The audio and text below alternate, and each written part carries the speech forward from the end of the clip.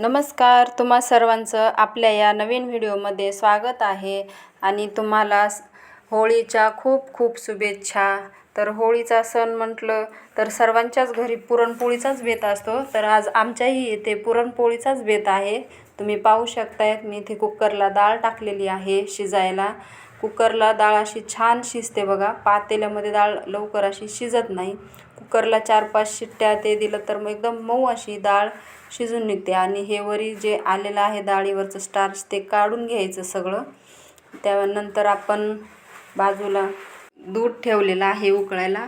आणि आमच्या इथे पुरणपोळी सर्वांनाच आवडते आणि ते मुलं पण त्यांनाही दूधच लागतं, मुलांना सुद्धा। ते असं गुळवणी ते खात नाहीत, पुरणपोळीसोबत त्यांना दूधच पाहिजे। तर इथे आज आम्ही जास्तीचं दूध घेतलेलं आहे। आणि आमटीसाठी आपण मसालाही इथे काढून घेणार आहोत। तुम्ही पाहू शकतायत मी 2 कांदे असे कट केलेले आहेत आणि अर्धी वाटी खोबऱ्याचं घेणार आहोत। यामध्ये आपले 2 ते 3 भाज्यांचा मसाला होतो। तर त्यासाठी आपण इथे मसाला ते भाजून घेऊयात। तुम्ही पाहू शकतायत मी इथे छानपैकी असे कांदा कट केलेला आहे, खोबरंसुद्धा बारीक केलेलं आहे आणि असं तव्यावर मस्त कांदा हा खरपूस भाजून घ्यायचा आहे। कांदा हे भाजल्याच्या नंतर त्यामध्ये खोबरंसुद्धा आपल्याला चांगल्या ह्याने भाजून घ्यायचं आहे। कांदा भाजताना त्यामध्ये थोडंसं मीठ टाकायचं आणि तेल टाकल्यावर कांदा हा लवकर भाजून निघतो। तुम्ही पाहू शकताय आपली बाजूला डाळसुद्धा शिजत आलेली आहे। म्हणजे शिजलेलीच आहे ऑलरेडी। तुम्ही पाहू शकताय अशी कुकरला छानपैकी अशी मऊसूद आपली डाळ इथे शिजलेली आहे। तर आता डाळ अशी आपली इथे छान शिजलेली आहे मऊ, तुम्ही पाहू शकता इथे। कारण की कुकरला डाळ अशी छान शिजते, पातेल्यात अशी डाळ शिजत नाही, पातेल्यामध्ये जास्त वेळ लागतो। तर इथे आपण मसाल्यामध्ये धने, शहाजिरे आणि दालचिनी, लवंग हे थोडं थोडं घेतलेलं आहे। मग इथं कांदाही आपला छान असा तोपर्यंत भाजून निघालेला आहे। तुम्ही पाहू शकता ह्यामध्ये आपण सगळे गरम मसाले, धने, शहाजिरे, लवंग मिरे टाकून घेतलेले, तेही असे मस्तपैकी असे छान असे भाजून घ्यायचे। भाजल्याच्या नंतर त्यामध्ये खोबरंसुद्धा ॲड करून घ्यायचं। अगोदर हे मसाला भाजायचा, त्यानंतर खोबरंही भाजून घ्यायचं असंच। कारण की अशा आमटीला असा मसाल्याने आमटी छान होती बघा। तुम्ही पाहू शकतायत मी अशा पद्धतीने इथे मसालासुद्धा भाजून घेतलेला आहे। आता खोबरं भाजायचे, खोबरंही भाजून घेऊयात आपण।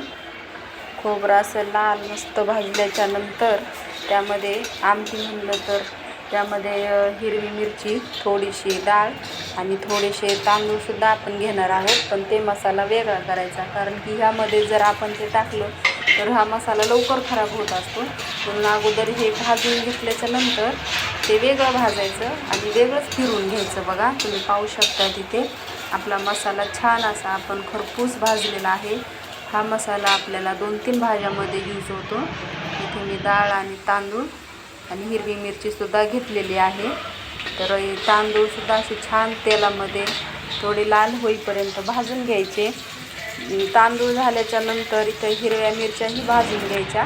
हिरव्या मिरच्या भाजून घेतल्याच्या नंतर हा मसाला आपण वेगळाच ठेवायचा आहे। त्यामध्ये अशी खूप मोठी कोथिंबीर घ्यायची मसाल्यामध्ये टाकायला, कारण की मसाल्यालाही कलर ते छान येतो। त्यामध्ये थोडीशी हळद आणि लसूण हे सुद्धा टाकून घ्यायचं आणि हे मिक्सरला फिरून घ्यायचं। यामध्ये आपला 2-3 भाज्यांचा मसालाही खूप मोठा होईल। 2-3 भाज्याला आपण हे ठेवूया।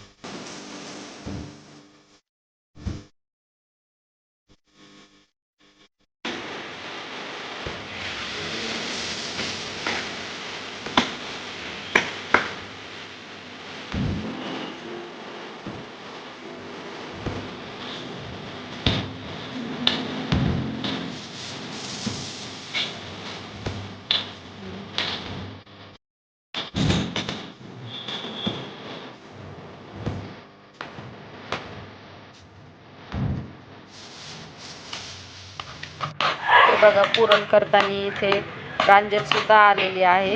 प्रांजल म्हणत आहे मलाही पुरण करायचं आहे. तिला पुरण खूप आवडतं करायला आणि खायला सुद्धा आवडतं पुरण. तर ती मला म्हणते मला थोडंसं करू दे. तर ते बघा पुरण करते ती तिच्या हाताने. तिला तर काही होत नाही. मला म्हणते तू कशी करते मम्मी. पुरण करायची प्रांजलला खूप हौस आहे. माझ्याकडून पुरणचं घेतलं होतं तिने आणि हे पावभाजीच्या स्मॅशरने आम्ही असं पुरण मस्त करून घेतलं. पावभाजीच्या स्मॅशरने पुरण असं छान होतं बघा. कारण की ते तांब्या ते वापरण्याऐवजी तुम्ही एकदा स्मॅशरने एकदा करून बघा. पुरण असं मऊ होतं.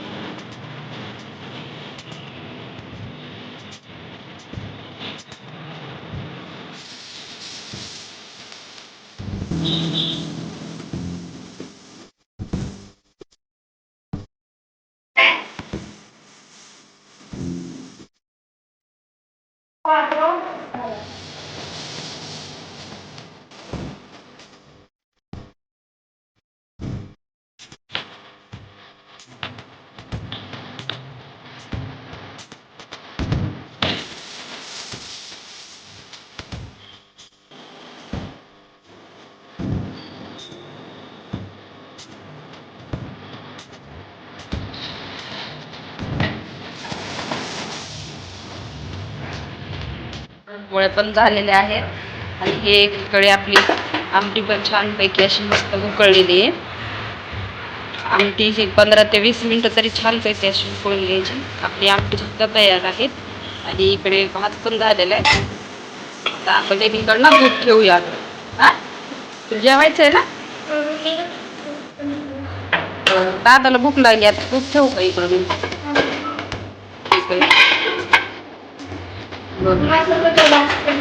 तू काय करायला लागली इथं.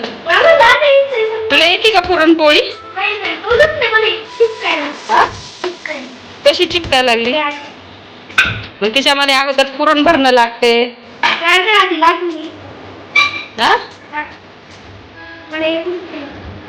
दूध ठेवते ना ती. दादाला भूक लागली ना. आता तू सरक मला लाटू दे. सरक थोड्या राहिल्यात माझ्या 1-2च पोळ्या राहिल्यात. तसं काय. हा पुरण भरायचं जाऊ दे बाई. करू दे मला. चल तू नंतर कर मोठी झाल्यावर. जेव्हा कर म्हणलं तर तेव्हा पळून जाशील. कर म्हणल्यावर नको म्हणशील मला नाही येत. हा हो ग. नको लाटूस. मला पुरण भरायचंय तिच्यात. हा मी लाटते का. पुरणपोळीचा गोळा केलेला आहे आणि तिला खायची. तिच्या हातची तिनं हे केलेली. मला म्हणते तेवढी लाटून दे मला पोळी. आता हे प्रांजलला मी इकडं पोळी लाटून देते. थांब ना मला अगोदर शेकू दे ना एवढी पोळी. मी तुला तू बनवलीस ना. मग आता मी देते ना तुला लाटून. राजवीरला इकडं चटका बसेल. तुला आवडतात का पुरणपोळ्या. दुधात टाकून आवडतात. ते लाटून मी तुझ्यावाली. हे प्रांजलची लाटून देते तिला छोटीशी.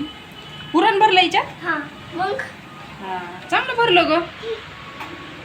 थांब मला एवढी तव्यावरची काढते मी.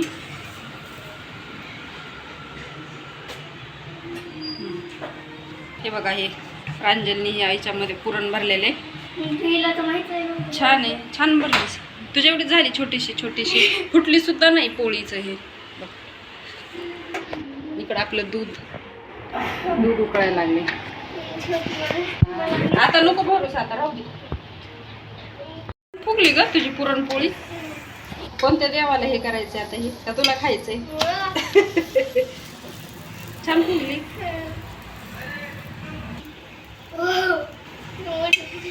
छान फुगली. याच्यामध्ये पिवळा कलर दिसत नाही पोळ्यांचा.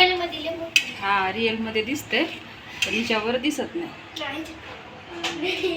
दादाला भूक लागली. दादाला जेवण वाढूया ना. तूप ठेवते ना गरम करायला. दूध गरमच आहे.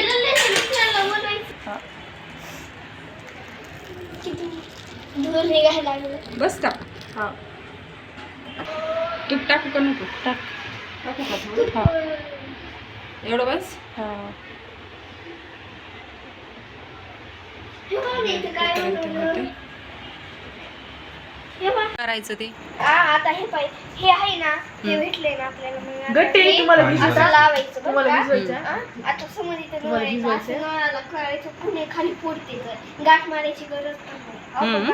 हे पाय इथं गाठ मारलेली आधी तिची दिसते. हे इथं दिसते गाठ मारलेली. उयो! हे बघा आता. नको अजून एक फुटला बिटला. आता खराब करून टाका तुम्ही आणि मी मग नाही पुन्हा करायचं. उद्या मी नाही करायचं. पाण्यात लावताना परत आणखी उद्या रडायचं. द्या ना. सगळ्यांची आपली आपली ताई माझं हे आहे. माझं आहे. हा नाही का? द्या हे पण माझं आहे. हे पा हे पण भेटली आपल्याला छोटीशी. छान आहे. हे बघा मित्रांनो हे बघा अशी 39.